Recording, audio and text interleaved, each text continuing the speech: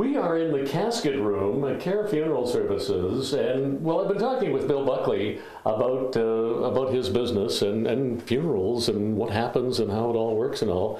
And I was sort of getting used to it all until we came into the casket room here. But again, this is one of the things people have to determine and decide upon and what have you, I guess. Huh? Well, if you're going with a simple cremation, then there's probably no need to have a casket. But if you're going to have a traditional funeral, you have to have a casket. No, if you are going to have a cremation, you have to be in something, do you not? Yes, but we're going to provide as our basic service fee, we're going to provide a cremation casket, which is made out of cardboard. It has a weight restriction, but so we'll provide a simple cremation casket up to a maximum of 250 pounds. So you'd be okay. Okay, really? Thank you for that, by the way. So many different choices. What are some of the choices you have here in caskets? Well, this is a rental. It's a solid 1-inch planking oak. The toe comes down, and so you've got an insert that goes into it. And it would be for an open casket at the church. So there is a separate insert inside, so it's not like the same casket being used inside for various people? No. Okay, well, the shell itself is used more than once, but the interior is only ever used once. What do we have here? This is... That's a cremation casket. Oh. So if you were going to have a visitation and you wanted to have a cremation, you could use that. Okay, and it's very flowery inside. You know, the one thing that occurs to me is the people who are going in the various caskets or being cremated, they don't really care. I mean, they're beyond caring. What you deal with here is you're dealing with the feelings of the family, aren't you, really? Well, if you distill the process down to its most basic common denominator, it's really all about feelings. Nobody had feelings, I'd be unemployed. I guess that's true. Like I have said, and this will be horrible for you to hear, that I don't want to have a funeral or anything like that when I pass away. But it's all the people left behind who may, in fact, want to have something. Well, you certainly should. You owe it to them to have the discussion, I think, and to allow them some input. Yeah, well, I guess that only makes sense. This is a simple pine one here, and I notice it has like a paddle handle on the side.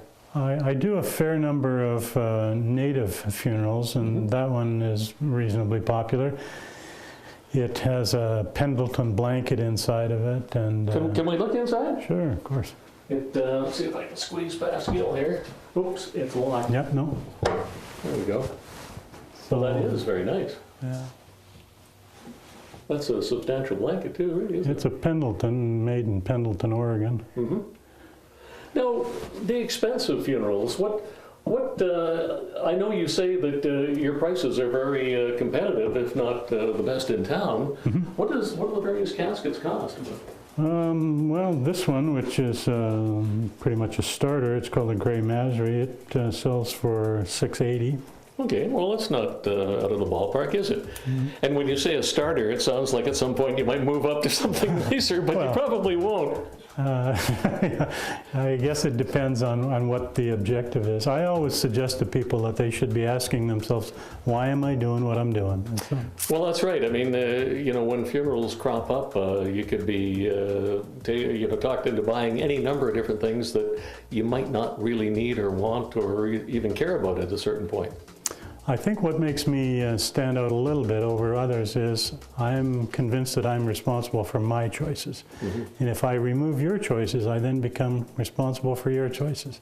I got enough of my own problems. I don't need any of yours. So I'm here to give you the options, and you're going to tell me what you want. And I love the way you do business. I mean, the nice thing about talking to you, Bill, is, I mean, you're like, you talk very bluntly and directly about what's going on, and this is the type of talk you need when you're in a situation when we need your services, I guess. I wish I could speak as well as you, now that I think about it. Well, we're in the casket room. I've been here before. Okay, I want to go to another room, and maybe we can do that when we come back after the break. Sure, you betcha. Welcome back to the show. We're at Care Funeral Services in Colwood with Bill Buckley, and we were in the casket room, and happily we're not in there anymore because I'm not sure I really got used to that, Bill. This is an alternative, though, I suppose. Well, it's an option after the cremation, but if you're going to have a casket and you're going to the funeral or a traditional service and then you're going to be cremated, then this would be an option after the fact. This is mother of pearl and brass. Very flashy. Now, do you have any idea, just off the top of your head, what the percentage of people who choose cremation to interment would be? That is an interesting question. Over the years, it's changed pretty dramatically. In Victoria, you're looking at about 90%, maybe a little bit higher. For cremation? For cremation. It seems like a very efficient way of dealing with the situation, really. Well, you know what? It's all. Did I mention that this was about people's feelings? And it's well, that's it. That's it again. I guess everybody figures something is going to be more convenient or more proper than the other. So many different options. Let me move over to this side, perhaps too. Now we're both over here. Various options as far as urns go. We were looking at some wooden ones in a previous show, but these you have ceramic, you have metal, and you have some terribly tiny ones here too. Those are portion urns. What happens is you'll get family members that want to keep a little bit of the cremains, and so those will be part of the end process. This one here, I'm just, if I can get right into here, is this a full-size urn, this one? Well, everybody, well, not everybody, but a good number of people will ask me, what can we expect in the way of cremains?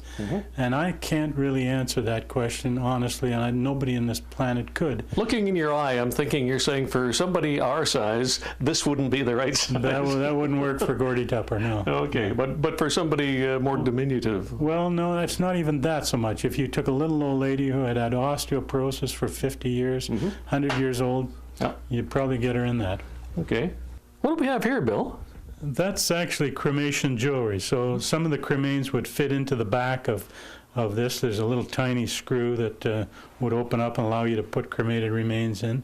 The one in the corner, the right-hand corner, is actually cremains themselves. So that's somebody's ashes, if you will. So this would be the opportunity to have a loved one close by all the time? Absolutely, yeah. Some people like that idea. Here's an idea that I find interesting, and it's this one in here, if I can just take it out. What exactly is this here? That's DNA, so that, for example, let's say your family had some health issues or even potential health issues that you weren't really aware of, but they did come up sometime in the future. If we had your DNA, if your family had your DNA, they would be able to go back, analyze the DNA. Let's say you've died 20 years ago.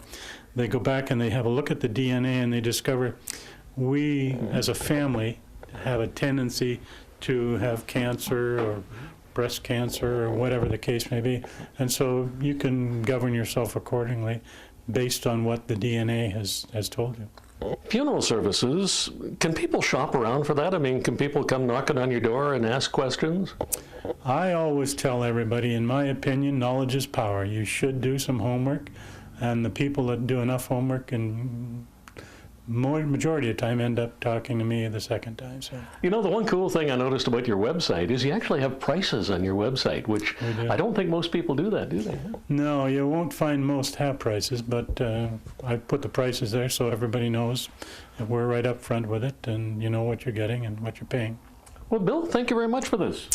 My pleasure. Care Funeral Services in Colwood.